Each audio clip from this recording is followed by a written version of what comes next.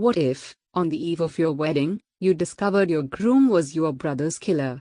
When a bride receives a mysterious USB drive at her rehearsal dinner, the truth behind a family tragedy is finally revealed, and the wedding becomes a stage for justice. The night before her wedding, Julia felt like she was floating. The rehearsal dinner was a blur of laughter, toasts, and clinking glasses. Her fiancé, Daniel, was charming as ever, making her parents laugh and her friends swoon. The restaurant was filled with flowers and candlelight, the air thick with anticipation.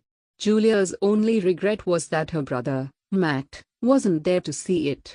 He died a year ago in a hiking accident, slipped off a cliff, the police said. She missed him every day. As the evening wound down, a waiter approached Julia with a small, unmarked envelope. "Someone left this for you, miss." Inside was a USB drive, plain and silver. No note, no explanation. Julia's heart skipped. She slipped it into her purse, intending to look at it later, but the unease lingered. Back at the hotel, Julia sat on the edge of her bed, still in her dress, and plugged the drive into her laptop. A single video file appeared. "Watch me." She hesitated, then pressed play. The screen filled with shaky footage of a rocky cliff, the wind howling. Two men argued, her brother's voice, and Daniel's. Julia's blood ran cold as she watched Daniel shove Matt, sending him tumbling out of frame. The camera shook, then went black. Julia stared at the screen, her mind refusing to process what she'd seen. She replayed the video, searching for any sign it was fake, but the voices, the setting, the moment, it was all real. Her hands shook as she covered her mouth, stifling a scream. Daniel, the man she was about to marry, had killed her brother. She scrolled through the drive, but there was nothing else. No explanation, no sender. Julia's thoughts raced. Who had filmed this? Why send it now? She remembered the day of Matt's death, how Daniel had comforted her, how he'd insisted on handling the police, how he'd been the one to find Matt's body. Julia felt sick. She wanted to call someone, her parents, her best friend, the police, but her mind was a storm. She needed to think. She needed to know why. Julia spent the night replaying every memory of Daniel, every moment that now felt like a lie. By morning, her grief had hardened into resolve.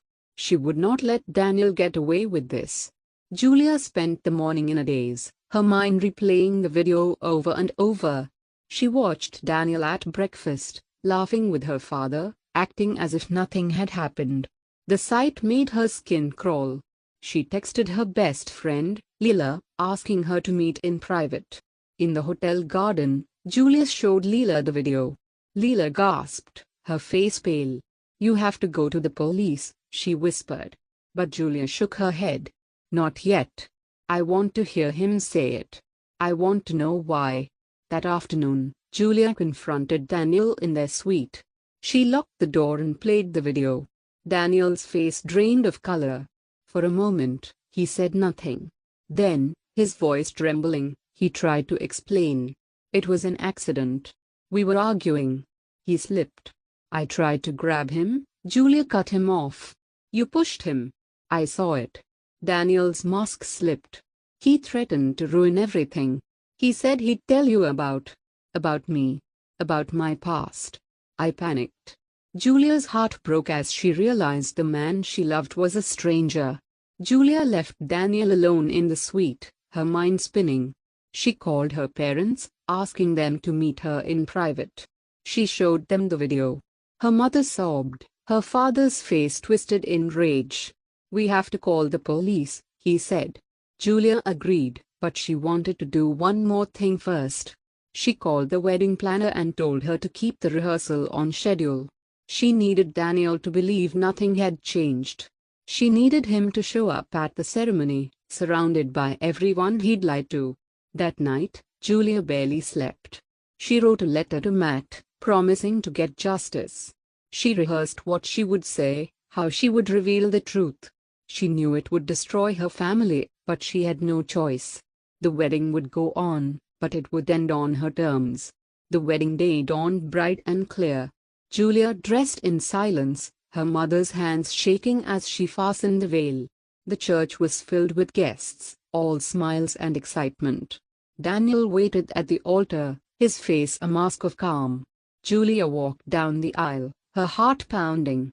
She saw Leela in the front row, her parents beside her, their faces tight with grief. As the ceremony began, Julia's mind raced. She waited for the moment, her moment.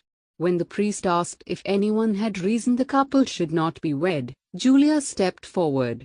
"I do," she said, her voice steady. The room fell silent. She turned to the guests. "Before I marry this man, you all need to see something."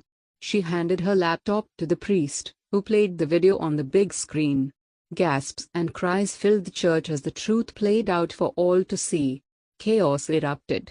Daniel tried to run, but Julia's father and several guests blocked his path. The police, already alerted by Julia's parents, arrived within minutes. Daniel was arrested, his protests drowned out by the crowd's outrage. Julia collapsed into her mother's arms, sobbing. The wedding was over, the guests in shock. Reporters swarmed the church, the story spreading like wildfire. "Bride exposes killer groom at altar." The headlines screamed. Julia spent the next days in a haze of grief and relief. She gave statements to the police, handed over the USB drive, and tried to comfort her parents. The family was shattered, but united in their quest for justice. Daniel's trial became a media sensation. The video was the key evidence, but Daniel's lawyers argued it was an accident. Julia testified, her voice steady as she described the events leading up to Matt's death. Leela, her parents, and even some of Daniel's friends took the stand. The jury deliberated for days. In the end, Daniel was found guilty of manslaughter. He was sentenced to prison, his reputation destroyed. Julia felt a strange mix of satisfaction and sorrow. She had loved Daniel once, but now she saw him for who he truly was. The trial brought closure, but also new wounds. Julia struggled with nightmares, guilt, and the loss of her brother all over again. But she knew she had done the right thing. In the months that followed, Julia focused on healing. She started therapy, leaned on her friends, and spent time with her family. She visited Matt's grave, telling him about the wedding, the trial, and her promise to seek justice. Julia's parents struggled, but found comfort in each other. Leela became Julia's rock, helping her find joy in small things again. The family learned to laugh, to remember Matt with love instead of pain. Julia began volunteering at a support group for victims of crime, sharing her story and helping others find their voice. She realized that justice was not just about punishment, but about healing and hope. A year after the wedding that never was, Julia started a new chapter. She moved to a new city, started a new job, and built a life on her own terms. She kept the USB drive as a reminder of her strength and the importance of facing the truth. Julia stayed close to her family, visiting often and celebrating Matt's memory. She forgave herself for not seeing the truth sooner, and learned to trust again, slowly but surely. She met someone new, someone kind and honest. For the first time in a long time, Julia felt hope for the future. On the anniversary of Matt's death, Julia gathered her family and friends for a memorial. They shared stories, laughed, and cried. Julia spoke about the power of truth, the courage to face the past, and the importance of never settling for less than you deserve. As the sun set, Julia felt at peace. She had survived betrayal, loss, and heartbreak, but she had also found strength, love, and hope. The wedding confession had changed everything, but it had also set her free.